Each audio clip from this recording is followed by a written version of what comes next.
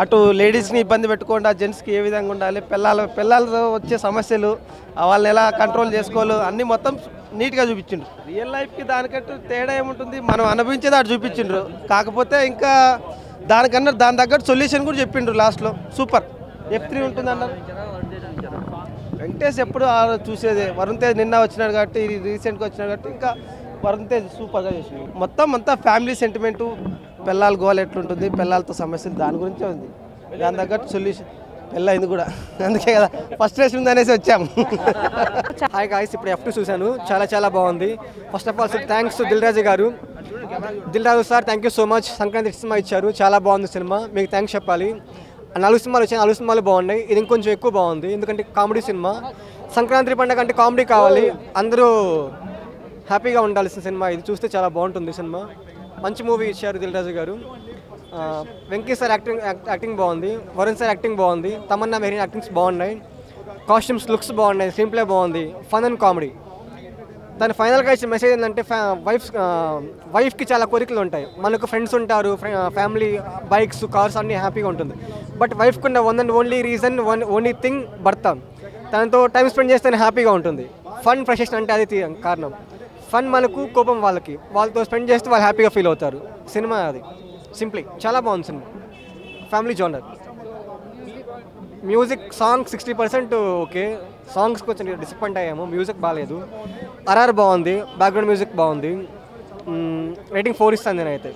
అందరూ చూడొచ్చు, fun movie, చాలా ఫన్ ఉంటుంది, అల్టిమేట్ ఫన్. ఫస్ట్ హాఫ్ నవ్వుకునే టైం ఉంటే బాగుండిపిస్తుంది, ఎంత బాగుంటుంది ఫన్. ఇంకాస్త ఉంటే బాగుండిపిస్తుంది ఫన్, అంత మంచి కామెడీ సినిమా. అందరూ చూడండి. ఒకసారి చూడొచ్చు అన్న, ఫ్యామిలీస్ అందరూ ఒకసారి చూడొచ్చు. అంటే first half fun, second half frustration లాగా అనిపించింది. బట్ ఏంటంటే ఫస్ట్ హాఫ్ చాలా ఎక్సలెంట్ ఉంది. ఫస్ట్ హాఫ్లో ఉన్న కామెడీ టైమింగ్, వెంకటేష్ గారి కామెడీ యాక్టింగ్ ఏదైతే ఉందో చాలా బాగుందన్నమాట. కానీ సెకండ్ హాఫ్కి వచ్చే వరకు స్టోరీ డివేట్ అయ్యింది బాగా. అంటే స్టోరీకి దీనికి సంబంధం లేదని, ఫస్ట్ హాఫ్కి సెకండ్ హాఫ్కి చాలా అసలు లింక్ లేకుండా అయిపోయిందనమాట. సో ఏంటంటే ఫస్ట్ హాఫ్ చాలా బాగుంది, వెంకటేష్ కామెడీ టైమింగ్ కానీ, వెంకటేష్ యాక్టింగ్ కానీ చాలా బాగుంది. కానీ సెకండ్ హాఫ్కి వచ్చే వరకు ఆ స్టోరీ డివేట్ అవ్వడం వల్ల కొంచెం డిసప్పాయింట్ అయ్యాము. సో ఫస్ట్ హాఫ్లో ఉన్న కామెడీ క్యారీ ఫార్వర్డ్ అయ్యి ఉంటే ఇంకా చాలా బాగుండేది. బట్ ఓవరాల్గా పొంగల్ మూవీస్లో ఇది బెటర్ అని చెప్పొచ్చు. ఎందుకంటే Varun Tej comedy timing okay అని చెప్పొచ్చు అన్న. బట్ నూతన్ నాయుడు పెద్ద ఏం లేదన్న. నార్మల్గా వస్తారు, వెళ్ళిపోతారు అంతే. మెయిన్ ఏంటంటే హైలైట్ వెంకటేష్. సినిమాలో మెయిన్ డైలాగ్ అంటే అంతేగా అదే మెయిన్ డైలాగ్ అనమాట. అది చాలా బాగా పండింది యాక్చువల్లీ. సంక్రాంతి విన్నర్ ఆడియన్స్ అని, ఎందుకంటే ఫస్ట్ డే మేము అందరం వచ్చి చూస్తున్నాము. సో మేము విన్నరం ఏం చెప్పుకుంటున్నాము. బట్ స్టిల్ మూవీస్లో అంటే ఇది బెటర్ అని చెప్పొచ్చు. మీతో ఫస్ట్ అని చెప్పలేమన్నా. కథానాయకుడు అది ఎన్టీఆర్ వరకు ఆ బయోపిక్ పర్లేదు, కొంచెం అది బాగుండేది అనిపించింది. అది చాలా ఎక్స్పెక్టేషన్ పెట్టుకున్నాం.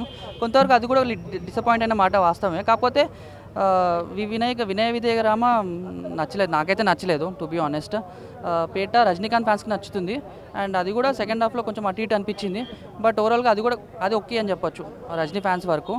అండ్ ఇది ఫ్యామిలీస్కి నచ్చుతుంది, అట్లీస్ట్ ఫస్ట్ హాఫ్ వరకు ఫ్యామిలీస్కి నచ్చుతుంది. ఓవరాల్గా రేటింగ్ ఒకసారి చూడొచ్చు, ఫ్యామిలీస్ అందరూ కలిసి చూడొచ్చు.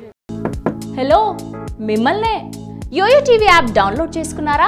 ఇంకా లేదా? మీ యాప్ స్టోర్కి వెళ్ళి వెంటనే డౌన్లోడ్ చేసుకోండి.